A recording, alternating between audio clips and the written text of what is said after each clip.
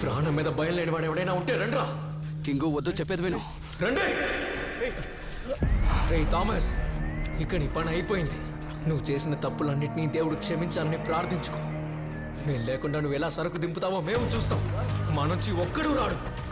నిజంగానే నీకు ధైర్యం ఉంటే ఆ చావింటికి వచ్చి మా ఊరు వాళ్ళని క్షమించుకున్నాడు.